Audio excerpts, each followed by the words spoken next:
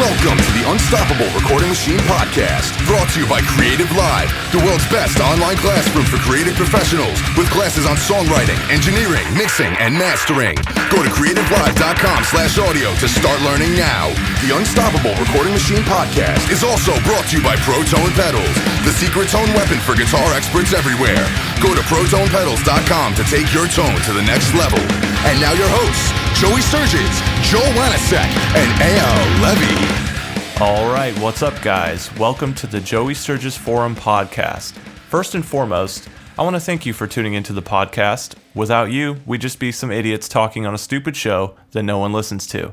I also want to thank everyone at the forum for all the support. With me are two friends of mine who I couldn't do this without, Joel Wanasek and EYAL Levy. And before they introduce themselves, let me tell you guys a little bit about what we're doing. We're going to be putting out a podcast once a week and talking about production, mixing, and business topics, including some of which you will vote for. We'll also be answering some questions every week, and we'll pick the best of those with a poll. If you guys are into all of this, let us know by going to www.joeysturgis.com/podcast. So anyway, I want to spend a few minutes letting you guys get to know Joel and EYAL. In case you haven't already heard about them, they're both professionals in the industry like me, and they've had more than a decade of experience working with music professionally. I'll start with you, Joel. Tell us a little more about yourself. Well, thanks for having me, Joey. And I'm mostly a rock guy, and I do some pop music and stuff like that. And I occasionally do metal, but I'm more on the radio side. So a lot of my experience is more in, what I would call radio metal. I really don't do any of the brutal albums or a lot of like the hardcore stuff. But, I've worked for some decent labels and things like that. Like I just did vinyl theater on Fueled by Ramen Atlantic. I just did Righteous Vendetta for Street Smart, The Bloodline for Another Century, and, the list goes on. I got, some decent credits and some good stuff that I've worked on. And, that's pretty much it for me. I make records and mostly mix, so. So in other words, you suck at everything and you still live with your mom. Yeah, I just turn knobs. That's it. And have no friends. What about you, EYAL? Well, I'd say that the have no friends part, that's me. Okay, so now that we know each other, let's start the podcast. No, I've been in the game a little while, maybe since the early 2000s. I've worn lots of different hats at this. I was in a band called Doth for a while, signed to Roadrunner, played over 1,000 shows on almost every continent except for Antarctica. That would have been cool, but sadly we didn't get an offer. Put out tons of records on my own as a band member, and then also have been producing for, I'd say, 15 or so years. And in the past 4 years, I was lucky enough to partner up over here at Audio Hammer for a little while and work with them on tons of records. So I've done everything from assist to produce to mix to assistant mix to, you name it. Every single possible studio hat you can wear, I've worn on albums all the way from Chelsea Grin to Demon Hunter to Job for a Cowboy to you name it. Just a lot of different kind of heavy stuff that you hear nowadays. And I guess in the past year or so, I've kind of started doing this educational thing through a website called Creative Live, and it started to go really well, and it's starting to branch off into boot camps and these podcasts and all these things aimed at just empowering people that are trying to do this recording and music thing professionally. I guess trying to help the next generation coming up. So long story short, that's me and what I've done. I heard you say you wore a bunch of different hats, but I was wondering, do you wear different t-shirts too? Not really. I tend to stick to... I'm one of those guys where if you didn't know that I showered and had laundry devices, that you would think I was wearing the same shirt every day. I'll buy 10 of the same thing so that I don't have to think about it. Don't feel bad. Awesome. I wear a black shirt and jeans every day to the studio anyways myself, so. Hey, as long as it's clean, that's what matters. Absolutely. Yeah. Dude, it's got to be black. You have to wear all black like every day. Well, everywhere. It would destroy your metal cred if one of your metal clients were to walk in and not see you wearing a black t-shirt, God forbid. It would be like... Yeah, exactly. Unacceptable. So what's going on with you guys lately? What's happening right now? Joel, you want to go first? Yeah, sure. I'm just mixing a bunch of different bands from all over, some European, some American. And right now I'm working with Righteous Vendetta, working on writing a new record and hopefully recording it sometime later this year for Street Smart. And that's pretty much going to consume the rest of my time. Joey and I, we've got some things we're working on, like Drum Forge and some of the Impulse products and things like that we're working on developing and expanding the lines. So pretty busy. I still haven't tried Drum Forge. I've heard it's awesome, though, from lots of different sources. So think about me. I want to try it. Anyway, I just got back from a crazy, crazy trip doing a Creative Live and a boot camp back to back, which remind me not to do those back to back in the future. But I guess right now I'm kind of watching Cold Chamber record drums here at my drum room, and there's some albums coming up I really can't talk about because people will shoot me in the head. So I don't know. You know how it is. It's like cool stuff coming up. Well, you're actually watching the Cold Chamber drums literally happening through the window, right? It's like literally 2 rooms over right now. Mark Lewis is producing that one, and they're using my drum room and my control room for the drums. So, I'm helping out as needed on it and staying out of the way as needed as well. But yeah, man, that guy is surprisingly good. Isn't that nice when you get a musician that can actually play his instrument? Absolutely. Wait, that happens? What? Well, here's the thing: is that it makes our job a lot easier, but not just that. It makes it, I don't know, it makes it feel like we're actually doing something, like progresses the art instead of, taking someone that can barely sing and trying to fix it and getting it to sound okay. You're taking like a good performance and making it great. So whenever those things happen, it's like a rare gem. I really love that. Yeah, I think it's a lot harder and more soul crushing to take like an F or a D and try to edit it into a B minus, because you're never going to get an F or a D or a C minus to an A. It's just not going to happen. But it's so much more rewarding when a B plus or an A minus walks into the studio and together you guys can make an A plus. Because you know how everyone says that it's that last 5% or that last 10% or that's where the magic lies. I think that that's the hardest part to get out of people, and it's only possible to do that if they're already, like I'd say, 85% of the way there before you get to work on it. So I don't know. I feel like that's the description of the job. That's the job description, is to get it to A plus. But if they don't come in ready, you're polishing turds, as the cliche puts it. It's the absolute truth. I hate polishing turds. It sucks. Oh my God. Well, as a producer, psychologically, when the band comes in and you know that you have to, unfortunately, make a band, it's really stressful, and, you don't want to hurt their egos or offend them or make them feel bad. At the same time, you've got to bring a little bit of the hammer so they can get better. You have to give them a little bit of the Gordon Ramsay approach, and but then you have to also sit them down and say, hey, listen, I'm on your side and I actually care and I want you to get better. Here's what you need to do, blah, blah, blah. And hopefully they listen. But when a band comes in and they're absolutely amazing and they just smoke and destroy everything they do, it really inspires you as a producer, because you walk in, you're like, oh my God, I'm working with a talented band. I can make a really amazing record. And you don't get that opportunity every day now, because everybody knows that you can just edit things together. And unfortunately, I feel like practicing has suffered, or in the art of just learning your instrument and trying to get good and amazing at what you do, from the band's point of view, is a lot of that's just declined in the last 10 to 15 years. It's kind of sad, but unfortunately, it's the reality of what we do. They're unicorns. Unicorns. They are unicorns. That puts you in a whole different mindset, though, when you come in and embrace a project like that, and you see that oh wow, now the weight of the world's on my shoulders. This person's actually really talented at what they're doing, and it's being filtered through me, and I've got to make it right. And I feel like that is definitely, as you both said, it's definitely more rewarding and kind of eye-opening, because I feel like there's probably producers out there that get to work with those kind of people all the time, and I'm really envious of that. I don't know them. Do you know those guys, those producers? I don't. I want to. Tell me who they are, because I'm going to go bother them for their secret. Back in the 80s, we're all too young for that. 70s, 80s, 60s. Back then, everybody could play. I don't know if that's true though, because remember back in the 70s and 80s, session musicians were a thing. Like I mean, here and there you get guys who'll come in and, replace the drummer.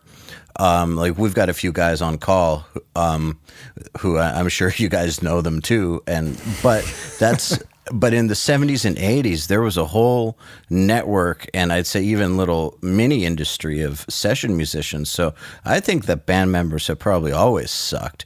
It's just the budgets were big enough to bring in really, really awesome dudes back then. Well, that's actually a good point. I agree. It's I think they've just gotten a little bit lazier. Oh yeah, like look at Nashville, for instance. That whole, and a country being the biggest, I think, or at least it was for a long time, the biggest segment of the music industry sales-wise. That whole scene is driven by session musicians. So I think it's just a thing. Great bands are unicorns. And yeah, I got to work with one recently where the vocals were just so amazing, and I could just sit back and do my job, and it was just a really happy thing. That's my story. I was sticking to it. It's one of those things you hope for with every band when they come in the studio. I mean, I'll give you an example. I just, the vinyl theater record I did for Fueled by Brahmin Atlantic, their A&R guy had given us a list of stuff, because we recorded a couple of old songs and recorded, I think, like 4 or 5 new ones. And I mean, literally after the 2.5 hours it took me and my assistant to set up the drums, I mean, Nick, their drummer, is so ridiculous that he knocked out the entire rest of the record in 1 to 2 takes, because he's literally that perfect. I mean, if you look at his transients on a grid, I mean, they're within 10 milliseconds of every hit. It's like not even human. We call him Nick Bot because he never makes a mistake. Like sometimes I'll stop it just because he's playing too perfect. And the A&R guy walked in and he was like, "So how you guys doing?" We're like, "Well, we were this is like day 1 at like 2 PM. We started at 8 AM. And I'm like, "Well, we've already got all the drums recorded and edited and mixed, and we've made every single change on every single song, and we've already finished all the guitar recording for the whole record, and we're on vocals." And he was like, "What?" And we were like, "Well, the band is amazing. They prepared. What do you want? We can focus on important things like writing and producing and, making sure all the hooks and et cetera are there, and not so much on the mechanical stuff, because the band is just that good." And it's incredible when you get to work with somebody like that. I remember you talking about that. I was talking to you like when that was going down, and you're like, "Man, I got this big guy from Atlanta coming in, and I'm kind of nervous about it and stuff." And then like he shows up, and you're like, 8 AM, you're already halfway through everything. He's like, "Whoa!" So you really like overdid it and blew his mind, and you didn't really need to be worried about it, but you were. And I think that's cool though, because it really kind of ties into what we're talking about, which is going to be called Food for Success, and that has nothing to do with food, but the analogy is there's ingredients for success. And I think EYAL, you know a little bit about why we're talking about this. Yeah, basically, I kind of subscribe to the fact that success really isn't an accident. I mean, there's your lucky scenarios, I'm sure, and I'm sure that anyone that used to watch like Behind the Music on VH1, remember that show? Yeah. I'm sure that there's a few scenarios like that over the course of history where said person met said person, and within 2 weeks they were signed to the major label, and 6 months later they were millionaires and changed the world. But that's not really how life works. That's like winning the lottery, and you can't really look at stories like that and think that that's going to apply to you. That's about as irrational as thinking that you're going to be in a plane crash or eaten by a shark. No, I seriously think it's true. It's about that. It's about that irrational on the whole other side of the luck spectrum. Like your luck probably will not ever be that bad, but it will probably not ever be that good either. So in order to get from point A to point B, saying that your point B is quite ambitious, you have to make some very precise and I'd say even planned out moves. And if you look at different people who have been successful over the years in any industry, there's certain things that they all have in common. So you can look at Abraham Lincoln, or you can look at Mark Zuckerberg, or you can look at Mark McGuire, or you can look at Asking Alexandria, or Guns N' Roses or whoever, and there's probably a set of things that make them that kind of make them one and the same, I guess, if you break it down. I mean, obviously there's differences. One was a bearded dude in the 1800s, and the other is a band from England that plays breakdowns and looks pretty. But there's but still, there's certain factors to success that don't change. They're almost like laws of the universe, in my opinion. And that definitely wasn't an accident on your part, Joel. Like, when you were set up for that, there's a thing where you get into a rhythm. You wake up the same time every day. You always diligent about showing up to work. And I think you can expand on that a little more, just kind of like how you have things set up in a way that allows you to basically be successful. Well, like you guys, I'm a self-made dude. I never went to school for this, or I never even had an internship or walked into like a real studio, with like a console and outboard and all that stuff until a couple of years ago. And I've been somehow eking out a living for 10 years plus doing this. And, I feel like discipline and really just having a goal, and most importantly, just not listening to all people who are unsuccessful. If you really, really want to be successful at something, my motto has always been and I use the term loosely, follow the money. But what I mean by follow the money is not necessarily the money, but look at the best people in the world at whatever it is you want to do, and sit down and think about okay, what is it that they're doing that I'm not doing, and then use that and model that behavior and figure it out. Because if you shoot absolutely for the highest pinnacle and whatever you're trying to do, in terms of your profession, it'll force you to raise the level of which you hold yourself in your own performance, and you'll grow rapidly and usually outshine a lot of the other people that you're competing with, just because they're setting their standards so much lower than you. And I mean, you just have to go at it every single day, and you absolutely have to keep that fire alive and just completely blot out all of the negative influences and negative people in your life are going to tell you that you can't do it, because the answer is actually the opposite. You can, I mean, I'm living proof of that. Joey and EYAL, you guys are both living proof of that. Anybody can be really successful if they really, really, really want it and work for it and are willing to make the sacrifices necessary to get there. And I think that's something. There's two things, I think.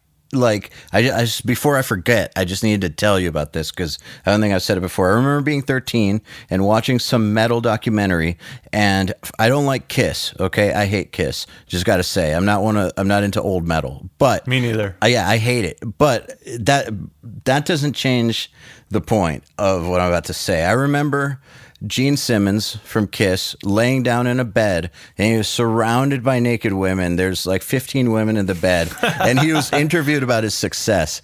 And what he had to say was, if you ask people who haven't achieved this, they'll tell you it's impossible to achieve. But look at me. Obviously, it's not impossible. So I'd say don't talk to them about it. Talk to me about it, because I'll tell you it is possible. Here I am. And I think I wanted to just say that before I forgot it, because it applies directly to what you said, is don't talk to the people who are losing. Talk to the winners. That's your guide. That's your map, basically. And often too, people who are successful, I mean, at least for me, and I mean, I know you guys are like this too. A lot of us, we enjoy helping people get there, because it's, for us, it's like, when I was coming up, I never had an internship in the studio, for example, and I would have killed for one 10 years ago, and there was nothing out there. There was no information unless you moved to LA and, clean toilets for $3 an hour. And it's just like, a lot of times I find if you want to find mentors, they're more than willing to teach you, and they love doing it, and because it's for them, it's a way to give back for the success that they've had. And they really, really enjoy just taking people and just helping them out and saying, hey kid, do this, do that, do this. Here's where I screwed up. And it's really something that, I mean, anybody I think who wants to be successful should do, is to try to find people that can help them, and they're out there and they're willing to help you. You just got to have the initiative and the ambition to find them. I think that as long as they don't feel like their time's being wasted, there's a formula to getting a mentor also. Do you guys, what's that Al Pacino movie, the one where his famous line, don't waste my motherfucking time? You're wasting my motherfucking time. Don't waste my motherfucking time! Yeah. Point is that, like, mentors are out there, and they're usually more than willing to help people as long as you approach them in a respectful way that, I guess, is sympathetic to how how many demands there are on their time. Like I remember when I was 19 or something, I was a big Mr. Bungle fan, and they had gotten back together after being on hiatus forever, and I wanted to know how the fuck Mike Patton was capable of doing so much vocally in a live show, because I was taking vocal lessons and I was like, this is ridiculous. How the hell is he hitting every single note and covering every single style? Like, what the fuck is this guy doing? And they played in Boston where I was going to school, and I just happened to bump into him in the street. So I started talking to him, and I didn't fanboy him, but we just started having a conversation about vocals and about warming up and whatever. Dude was totally cool with me, told me everything I wanted to know, Again, I made a big point of being really, really respectful of his time. About 5 minutes after that, some fanboys came up and started basically, I'd say man flirting. That's what I think that. Wow. I'd say that's what I think these fanboys do. That makes people really, really uncomfortable. They just started punishing the hell out of him, and you should have seen the cold shoulder that he gave them. So. Male punishers. I honestly think that the male punishers are the same psychological profile as the female groupies. They're just, in heterosexual form, but they still have the same nasty void in their soul that they need filled. But that's a whole other topic. Yeah. But anyways, to about the Mike Patton thing, some people might think he's a dick if they were the ones getting cold-shouldered, because they approached him in a disrespectful way that was very demanding of him, and I think he was fucking cool as hell. And I approached him in a respectful way that took into consideration that the whole world wants to know what he's doing. So that's a good point. I always hear people saying like, "Oh yeah, I met this." This rock star, and he was such a dickhead to me. It's like, well, were you being an idiot? Like, were you bothering him when he's trying to, get a fucking sandwich between like interviews or something? It's like people don't really consider all the shit that you have to do when you're in that position, and all of the expectations there are of you every single day. It's a lot of shit. It's a lot of pressure, and sometimes people are just in a bad mood. You just got to be, like you said, respectful. I mean, when I was in a band and we toured, for example, I remember, I don't want to say names because I don't want to get in trouble, but one particular tour we did, and it was arena tour, 5,000 to 10,000 people, and the two bands we were on with, I'll say the name of the band because it was great, but Jacoby from Papa Roach came up to us. We were the crappy opener, and he was like, "Oh, you guys were awesome." We hung out, and he was just very helpful. And then as opposed to the headliner, again, who I'm not going to say, he was just like, we were like, "Hey dude, what's up?" And he's just like, "Fuck off." And just completely, so, you just got to be, you got to be non-imposing. That's the way. Say that again. Fuck off. Yeah. Fuck off. It's pretty great. That's exactly how he talks. Well, yeah, I mean, but I think that, like, just if people are wondering why we're going off on this tangent, it's not a tangent. Mentors are out there, and it's not impossible to think that you can get somebody that you idolize to help you out, even if it's one conversation. It doesn't mean they're going to take you in for 8 months and like train you every day like in a movie, like where you become a Jedi master. But like even to have like a conversation or a few conversations or possibly an internship or whatever, these things are totally possible if you approach people in a respectful way that's not demanding. The keywords, not demanding. I feel like, especially online, people are way too demanding of people. It's easy to be demanding online. It's because they don't realize they're talking to another human being. Yeah, it's like you're just typing some text, and it's too simple, it's too easy, and that's a good point. No, absolutely, it's a good point. I mean, again, it just comes back to respect, and you really just need to go in, and if you're going to approach a mentor, just find a time when they're not pulling their hair out from stress and pressure, and just approach them with respect and say, "Hey, be honest and don't kiss ass too much. Just go in and be yourself, and you should be fine." And listen carefully when they talk. Absolutely. I know that I wouldn't be anywhere near where I am today without mentorship. Really? Like, Absolutely. name some of the people that has been a part of that. Okay. Well, let me just say I did one internship and it lasted 3 hours and then I left. You were interning for me, huh? No, this was like in 2003. I was already making a living off my studio or 2004. And I was like, well, I should try to be an intern because that's the path of success. Or I went and I left. But that's a side story. Along the way, mentorship. I've gotten mentorship from Colin Richardson, from Andy Sneap, from That's badass. Sweet. I cannot say enough how badass that was. And James Murphy, Jason Sukoff, and Mark Lewis have all been huge mentors. And then, even now, being friends with guys that are way further up the ladder than me skill-wise, and like a dude like Jay Rustin, anytime that he gives me a little kernel of advice, it's like, oh my God, the universe just showed its light to me. Wow. But I mean, yeah, in my more formative years, I was definitely getting help from those big dudes. And if it wasn't for them, I don't know where I'd be. And it was nothing formal. Like, especially in the early years when I would bother Andy for advice, it was over AIM, Instant Messenger. Right. ASL. Yeah, dude. But he was more than helpful. And then when the band finally got signed and Colin was mixing our album and Andy helped out, he even became more helpful. And again, if it wasn't for him taking the time to really help me out, I probably would have been held back a few years in my development. And I'm sure that most guys, not everyone, but I'm sure that most guys have some story like that either they formally interned for somebody or somewhere along the way, somebody badass was like, no, do it like this. Quit wasting your fucking time. Don't waste my motherfucking time! Yeah. Yeah, let's on that note, let's go into the 6 ingredients for success. And this is kind of like a Mark Zuckerberg thing, but it really does apply to success.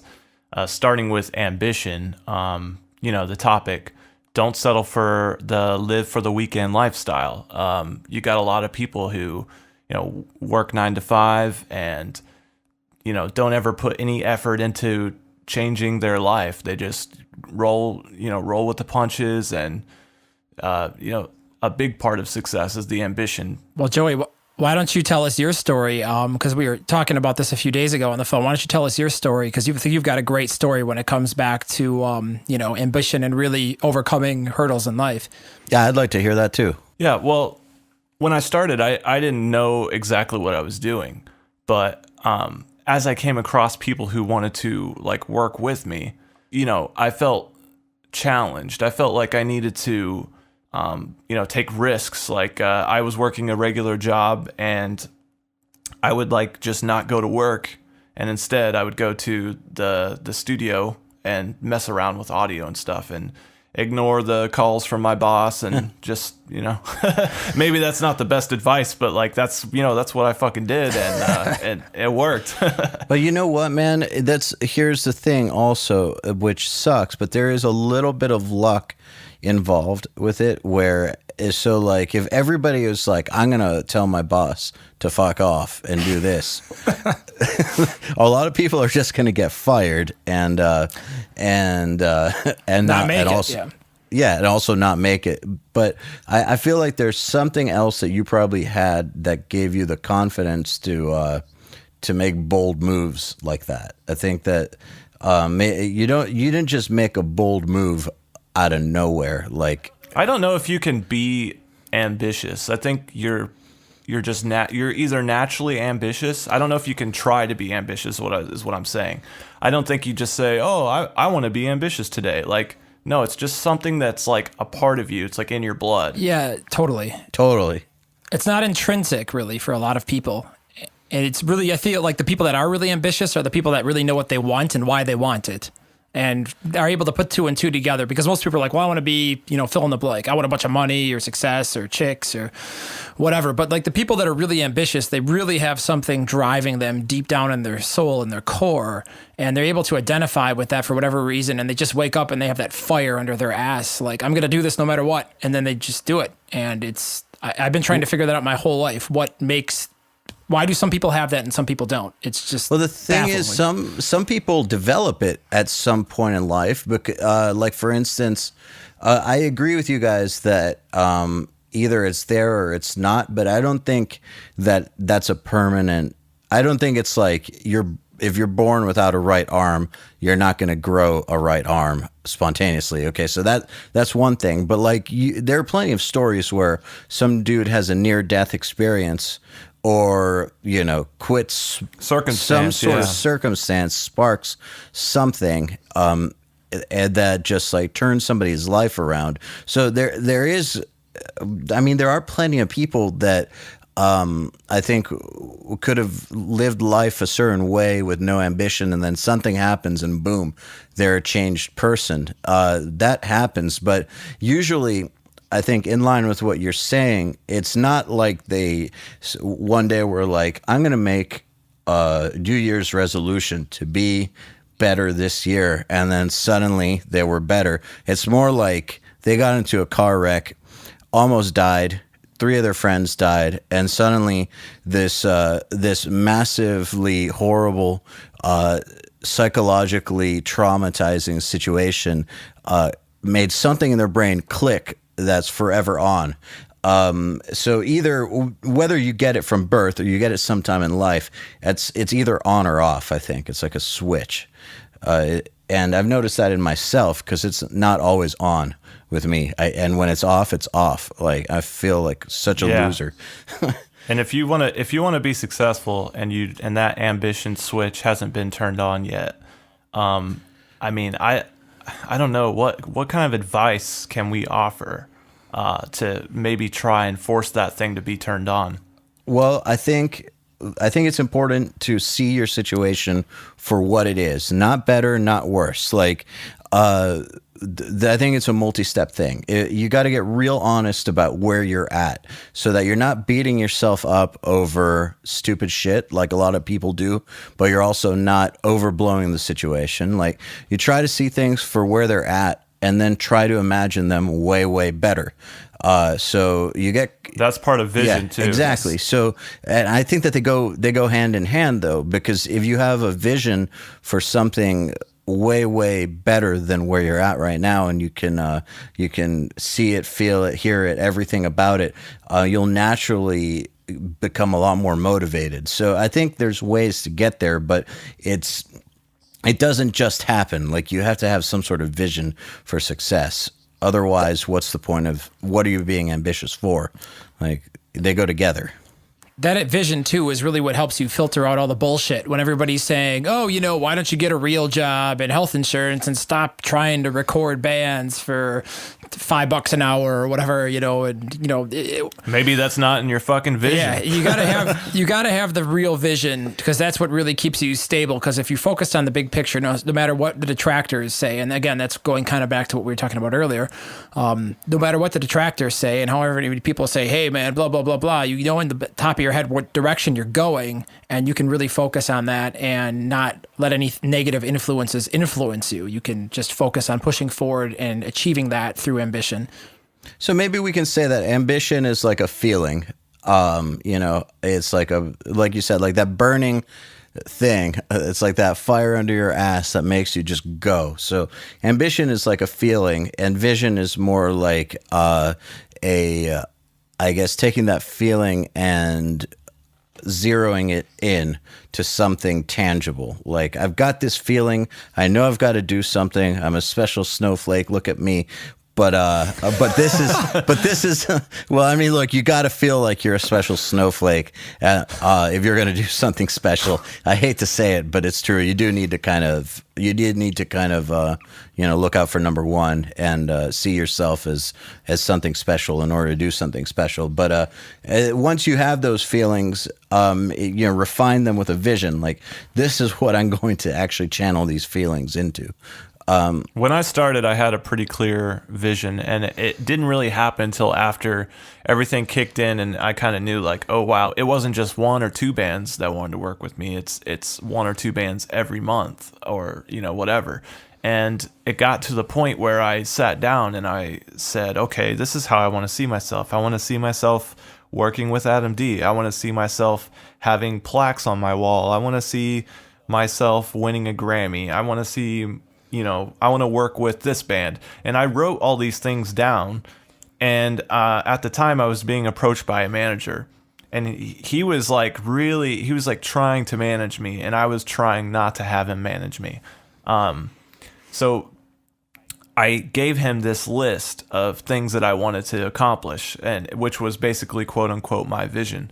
And he's like, he read it and he's like, okay, no problem. And I was like, yeah, right, we'll see. 2 weeks. And yeah, 2 weeks. And a lot of that stuff actually happened, and it's amazing. Like I still haven't won a Grammy yet, but that's in my vision, and it's going to be a part of my ambition, and it'll be a part of my success. Well, when I was, just to echo what you're saying, when I was about 17, I already had lots of different goals. Like I already knew that I wanted to achieve this and that. But when I was 17, I kind of wrote down my own kind of life plan, and which was something, this is a very simple version of it. In my 20s, I'm going to be in a band that's a real band. Hopefully it gets big, but either way, it's going to be a real band. In my 30s, I'm going to do studio stuff and start developing different entrepreneurial ventures. And in my 40s, I'm going to write movies. I'm going to write music for movies. So far, so good. And I mean, it was way more detailed than that, obviously. I'll spare you guys all the details.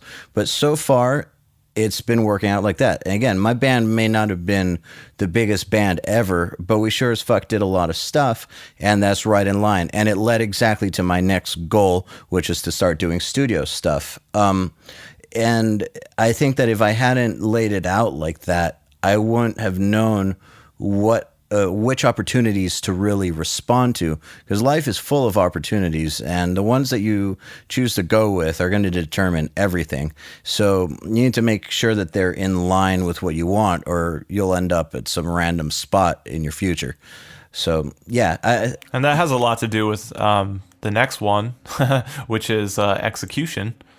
And, the motto is, if you don't follow through, you'll never make a move. And that's something you got to be realistic with yourself. If you think you want this, but you never really go into the studio and spend 8 hours messing around with guitar tones or whatever, then maybe you're not cut out for the success that's involved here.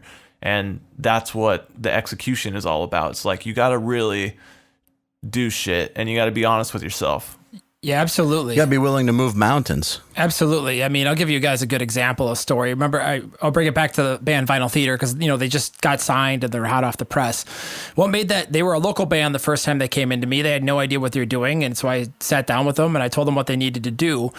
And like most bands that I have that talk with, about branding and this and that and imaging and writing songs that are going to be marketable. And they're like, yeah, dude, we're going to do it. But the difference between them and all of the other bands that I had worked with, say that year or in prior years, the reason they made it and the reason they got signed to a major is because they executed like a freaking beast. I mean, they were like a military discipline machine. I mean, they're just absolutely incredible to watch behind the scenes, because it's like, I'll be like, okay, guys, do this, and their management will lay out a bunch of stuff for them, and then they do all of it, and then some, and you're like, wow, you guys are really on top of your shit. Okay, well, let's do this. And then they just never disappoint you. And I watch those guys execute nonstop, no matter if it was a good cycle or a bad cycle or this or that drama happened. And they just had an amazing ability to come together, the four of those guys as a team, and really just execute and constantly deliver under pressure, no matter what the situation is, no matter how bad or good. They always made a positive opportunity out of it.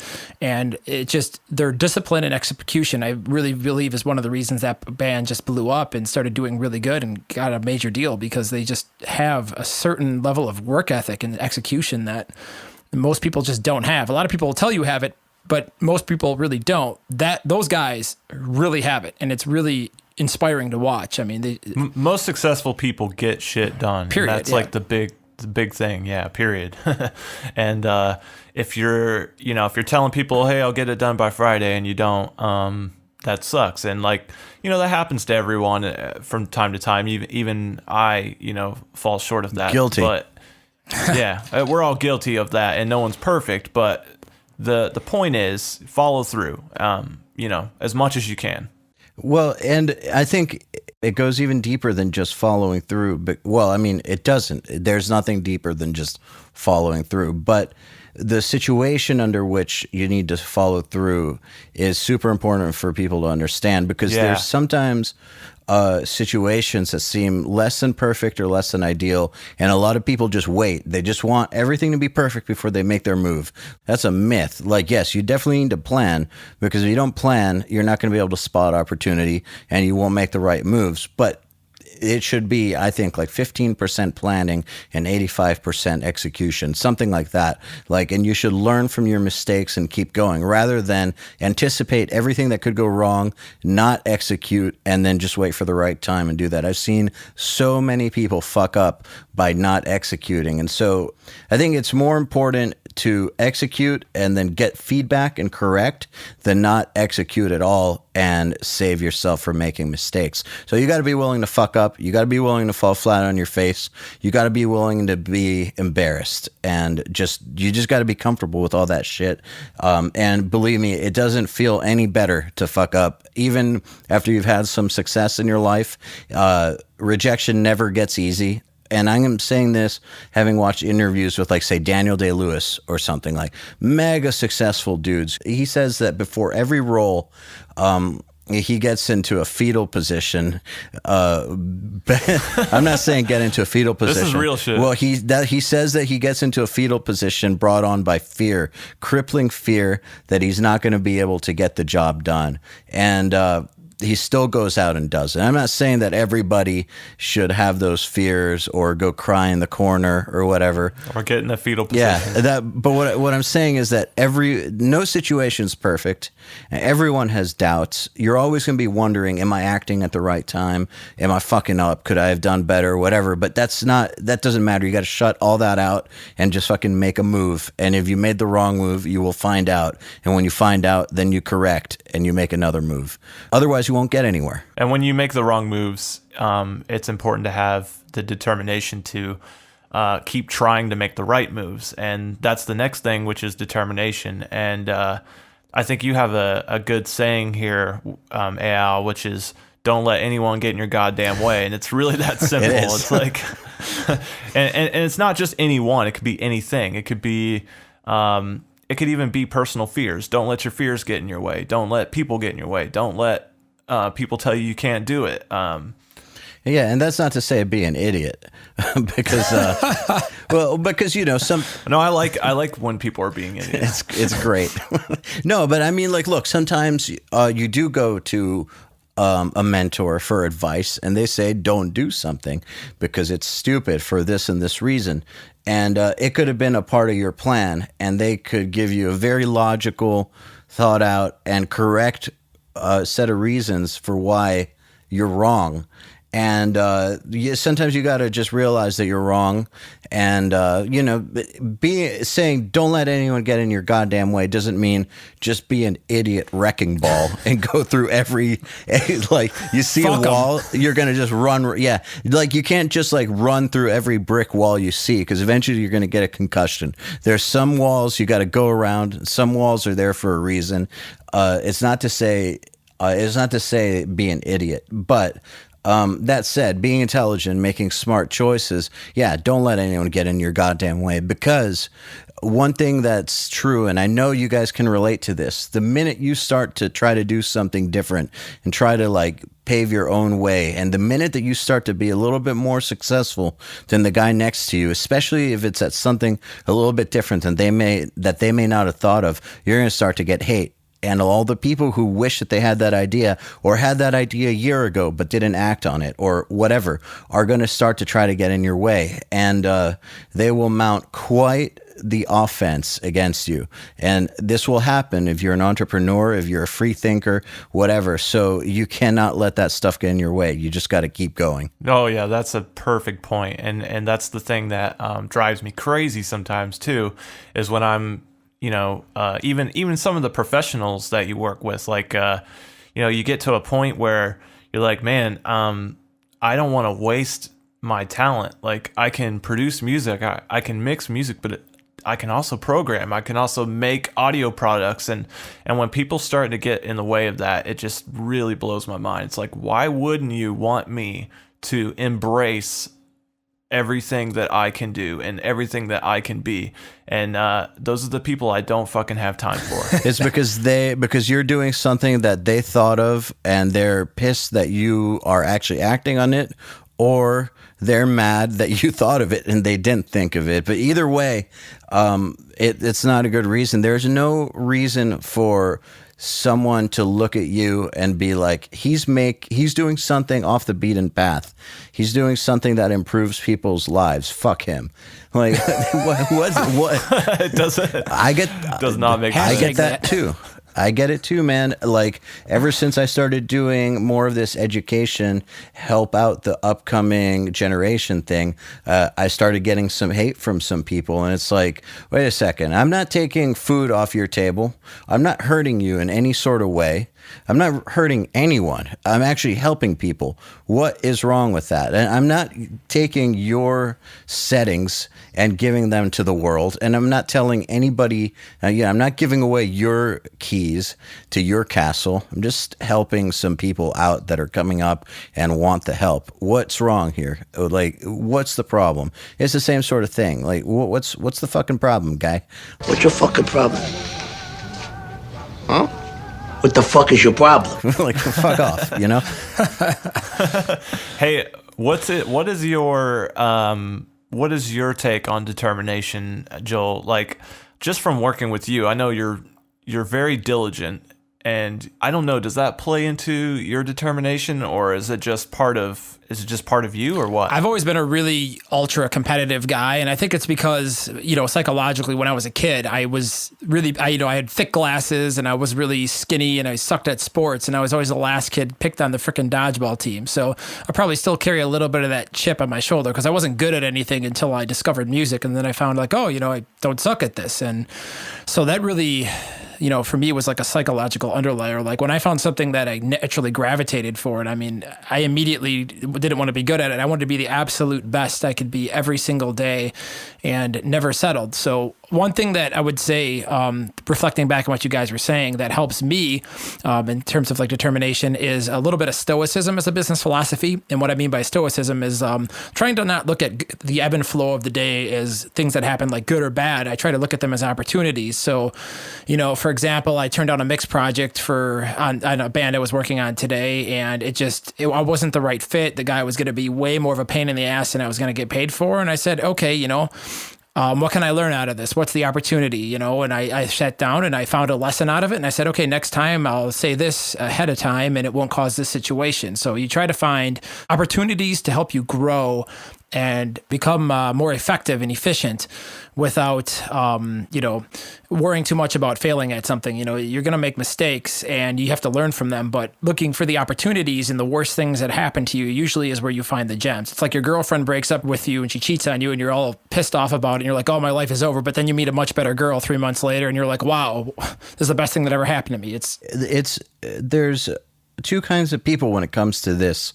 I don't like there's two kinds of people, this and that. But when it comes to learning from mistakes, I've noticed, I think there's two types. Or maybe there's three types. There's number one, the type who fucks up, like we all do, and then feels the shame and lets that define them. And they forever walk around with that chip on their shoulder, which is very, very bad. There's the type who pretend like it didn't even happen. That's bad too, because you got to be aware of how you fucked up. Like, learning from your mistakes does not mean pretending like you didn't fuck up, but it also doesn't mean that you need to walk around beating yourself up for it. I think the third type, which is the way to be, is to say, you own it. Okay, I fucked up. What did we learn from it? What could I have done better? And then next time the situation comes around, you've hopefully done the mental work to where you're not going to fuck up the same way. And if you do fuck up again, at least you can spot a pattern. You can start to say, okay, in this type of situation, I overreact. And it's happened this time and this time and this time. This is a real problem.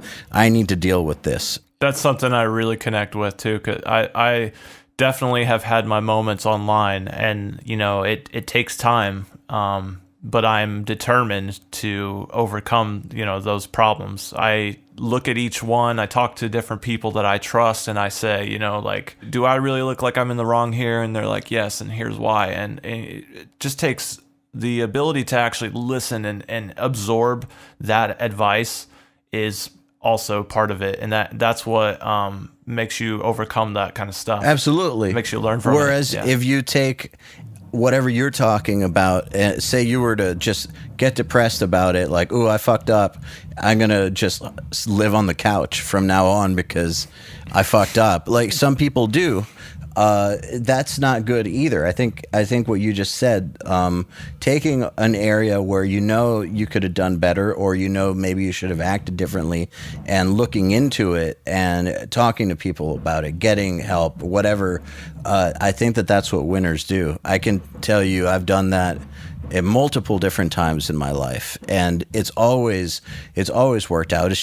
It's difficult for people, for some people more than others because of whatever reasons. It's difficult to admit it to yourself. You look at Hollywood, or look at politics, and you look at the people who have been around for a really, really long time. They've all had time periods where the world gangs up on them, and they've all had time periods where their career goes, when they're on the outs as a politician, they're on the outs as an actor, and somehow they bounce back. Like, what's his name?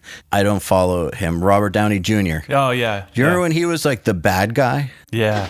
You need people like me so you can point your fucking fingers and say, that's the bad guy. Do you remember when he was like the bad guy in Hollywood for his drug problems? Like, he was a huge star. Then he became the bad guy because I guess he got arrested for coke possession, something. I don't even know or care, but like it was something like that. And then he comes back with the Iron Man series and gets a $50 million contract. Yeah. And it's a great example right there of, just because something bad happens, it doesn't mean that you have to then let that define you. Yeah.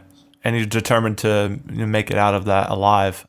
I'll add to that very, very quickly that you can't let other people's experiences define you too. Like, just because somebody else had a hard time and struggled at something, everybody's different, and we all have different paths. And, sometimes people will see somebody fail at something and they just immediately assume like, oh yeah, I can't do that. But that's not the truth. Your path is different than the guy next to you, and you can't really let that person be the cornerstone for whether or not you were going to be successful at that. That goes back to what you were saying earlier, man, and what we were talking about with that Gene Simmons story that I said about him laying on the bed saying, don't listen to people who have failed at this. Listen to me because I did it right. And what you were saying about paying attention to the winners. Yeah, just because someone did fuck up at something doesn't mean that you're going to.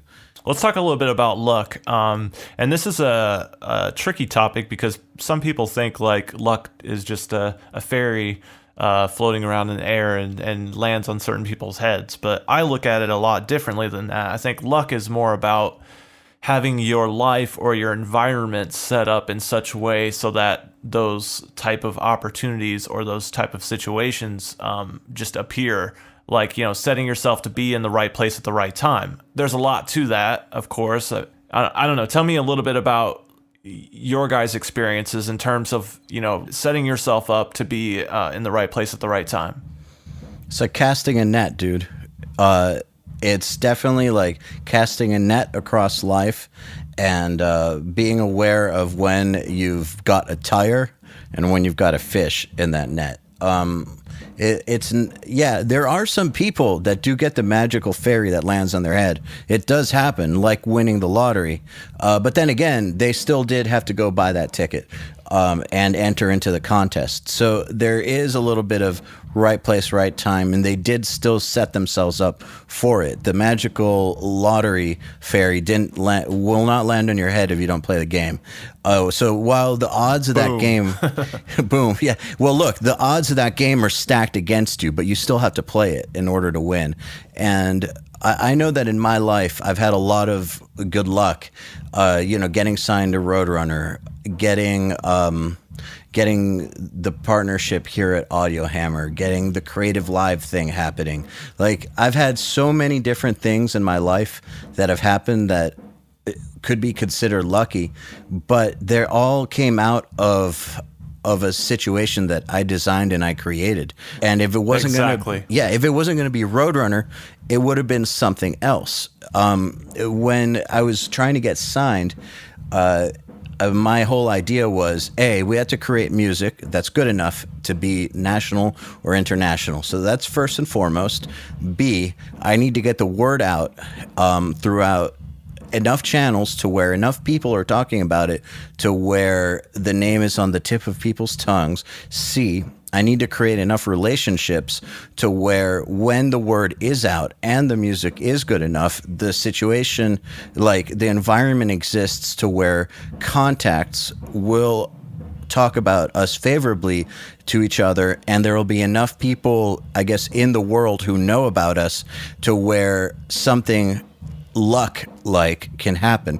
And that's exactly what happened. I printed up 25,000 CDs on my own, some help from the band here and there, but mostly on my own, handed them out of backpacks at shows. I took out advertisements out of my own pocket, the money I made from recording in national and regional magazines, and I did this month after month after month until finally somebody said, oh, hey, we're in this magazine. We're interviewing this guy, James Murphy. He's looking to mix a band that he wants to help get signed, and you guys are the most determined band we know. Do you want to meet him? And so, yes, I want to meet him. And then, he is the dude who eventually got us signed. But had I not handed out those 25,000 CDs, had I not placed all those advertisements, I wouldn't have been in the spot where the person who was interviewing James Murphy for their magazine had thought of me as the person to get in touch with him. The job at Audio Hammer is a very, very similar situation. I mean, every great thing in my life that's happened has been a result of stacking a few different things together strategically to create a situation. Whereas, again, if it wasn't Roadrunner, it would have been something else. Perfect example of luck, yeah. I also want to bring up the point that you can never overdo it. So all those little things that you did really did add up, and the moment you can think of another thing that will increase that right time, right place situation, you should do it. You should always stack it up as high as you can. What's some examples of luck? Well, not luck, but things that lead to luck for you, Joel? Well, I mean, I think it really goes back to, you guys have beautifully articulated the point on luck, and I wholeheartedly agree with absolutely everything being said, because at least for me in my life, everything that's been stated is spot on. And it's really just like EYAL said, you got to put out a net, and you have to, fish out a bunch of lines, and you got to see what's hitting. And it's kind of like, I'll give you an example, producing. When I started off, first time I walked into a studio, I'd never had an idea I was going to be a producer, but I really wanted to be a guitar player at the time. And I was like, wow, this is really cool. And something intrinsically spoke to me about being in the studio, and I just had a natural interest in doing it. And, you could say, oh, I got lucky. I got in at a time when it was easier to break into the market and blah, blah, blah. But it was really a slow, long crawl. And again, you have to put yourself in the position to be lucky. And some of the bands that I've broken and got signed and things like that, I mean, what separates one band from another? Sometimes a band gets signed that you'll never think will get signed. And sometimes, you see a band, you're like, there's no way that band's getting signed. And all of a sudden they're freaking huge. And I mean, I've seen it happen a million times. It's just really, like you guys said, putting the calculus together and putting yourself in the position to be lucky. Yeah, that's all that has a lot to do with timing. True. That's a good thing to bring up as well. Is you're not the first person to do anything, and you won't be the last. So based on what you just said about how some bands appear to just blow up out of nowhere, that's definitely not true. I mean, of course it happens. There's anomalies, but the main thing to think of is, look at Attila. They're doing pretty good right now, but they've been a band for like 10 years. And so they were doing all of the ingredients of success that whole time. And then boom, their time happened. It's not about sitting around and doing X, Y, Z and say, okay, we did everything on the list and we still aren't signed. Or, I recorded 500 bands and, I still haven't got to do a label project yet. That's not when you throw in the towel. Because then the timing will never come. Well, I think also what you're saying right there is really, really important. I want to analyze it for a second. The band that does X, Y, Z and then says, why am I not signed? Because that XYZ probably came from somebody else. Like, this person did XYZ, so now I'm going to do XYZ. Why isn't it working? And the thing is that in order for any of this stuff to be true, you have to find your own steps, your own XYZ, and that's what makes it hard, and that's why not everybody can succeed. But you have to approach this a lot more like, say, guerrilla warfare than traditional warfare. Like traditional warfare where you can plan it like like a football game. You have to plan it more like a method of improvising, looking for opportunities, capitalizing on them, and then assessing where you are in terms of opportunities and what you can create based off of what you've already achieved. So it's a process of continually assessing your situation and looking at what options you have. And so if you just said, I did XYZ, what the fuck? Like, why am I not huge? Well, it doesn't work that way. The band that came before you that did XYZ, they figured out those steps while they were, going on their path to success. Nobody told them in the big magical book of how to get signed that you do XYZ. So they created that for themselves. And so I think that the important thing in creating your own luck is that you have to be very, very open to your environment and be able to read it like a book, and hopefully you know how to read, well, then listen. Hopefully they know how to listen. Listen to what we're saying. Timing, guys, at least because I like to develop bands and really find a talent, somebody who's nobody, and sit down with them and really teach them all the things that go in to succeed. And one of the biggest things and biggest mistakes I think I see a lot of bands make is the market timing. One of the things, okay, we want to get signed. Okay, well, if you say you want to be a major label artist, okay, well, you need to write hits and on every single album. And if you cannot write smash hits, you really don't have a career. You got to have the look, you got to have blah, blah, blah. But the point is, the market timing is so important because people are like, well, I have all the things I need to make it. And they have this attitude. And I'm like, okay, well, when you put your music on, if you listen to the top 10 in your genre, right, and the radio, and then put your songs up there, do you really think, honestly, when you're being honest with yourself, that your stuff sounds exactly like it could fit in that rotation? Because if it's not, you're not ready to be signed. And people have the hardest time, like, well, that's bullshit, blah, blah, blah. And I'm like, well, no, it's not. Because if you guys had some smash song and your market timing was perfect, you would already be blowing up, and people would be hounding you down to sign you because they see an opportunity to build a successful brand and this one that everybody's going to win and make money in. And a lot of people just don't understand that, well, I'm going to play in an 80s thrash metal band. We're going to get huge. I mean, I made the same mistake in my 20s. I played in a band where we were, 20 years out of date, and we're like, well, we can all play our instruments really well, so we're going to get signed. Well, no, we didn't know what the hell we were doing. It just, market timing is one of those things that is so easy to screw up, and you have to really, really, really be honest with yourself. And I just see that mistake made over and over and over by bands. They really have to look at what is not only in now, but what is coming in, and be able to predict that and deliver something that's going to be fresh that, band XYZ hasn't delivered already, and find that niche in that spot that sounds like them, that's authentic and unique, that people are really going to latch onto and identify with. And that's where market timing really just is easier said than done, of course. Absolutely.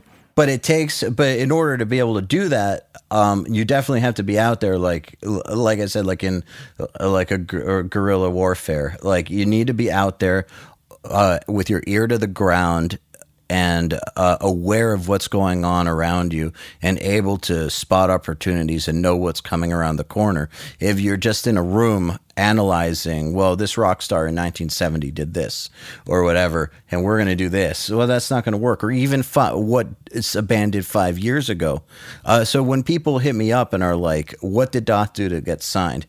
I always hesitate to talk about it, because if you think that you're going to go print up 25,000 CDs now, hand those out at shows, and take out some ads in some magazine, and that's going to work, it's not. You're sorely mistaken. You're going to spend a lot of money for no reason. Hopefully what people are picking up from it is that what we did was appropriate for our time period. And people need to be doing what's appropriate for their time period now. And they will never figure out what that is if they don't get out there and try and get some feedback. Analyzing, that term analysis paralysis. If you analyze too much and think about it too much, you're not going to be executing. And without execution, you're shit. Yeah. And that kind of... I want to start to close this up here, but I want to say, and this is kind of hard to understand at first, but I really like this phrase, and it's no one really knows what the fuck they're doing anyway. And it's true.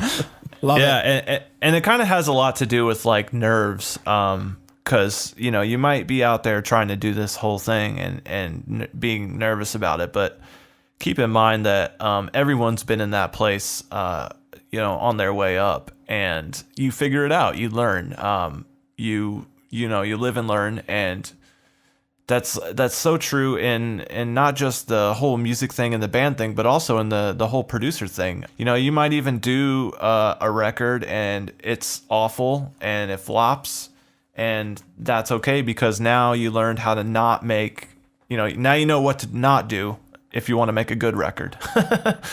Yeah, well, I think also, I can say that I still feel that way. And I'm trying to do things now that I would have never dreamed of 10 years ago. Joe, we've talked about some of these things in detail. We can't talk about them but point is, some of these things that we're talking about doing in the future, there are just as scary to me now as jumping in with a band was a little bit over 10 years ago, and they're just as unknown to me as when I first started maxing out credit cards to buy microphones. Like, it's just as much of a risk. It's not like I've had some success, so now these new ventures, it's going to go great. I know everything there is to do. I'm just going to do them and they're going to be awesome. It's not like that at all. It's still, no one knows what the fuck they're doing anyway. Still applies. That never changes. And I guarantee you that the president of the United States feels the same way when he's faced with a tough decision. Like, that doesn't change. So that feeling of uncertainty, should embrace that shit and just move forward.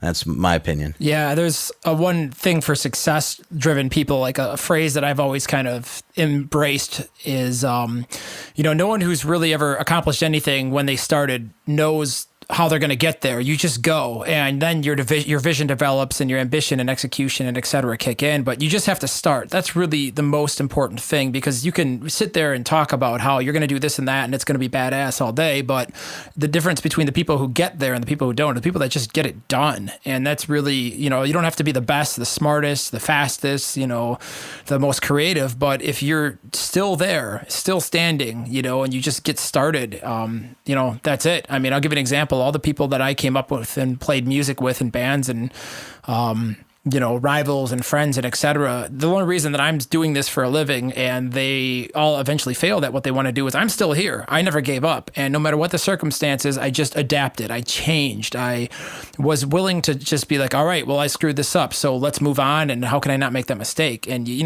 just have to start, and you have to move forward, and you have to develop a vision and just execute. It's really what it comes down to. That's a pretty good summary of all the things. And that's kind of like what we're trying to get across here, is there are some ingredients for success, And it takes a combination of all of them. You can't have 5 or 4 or 3. You got to have all 6.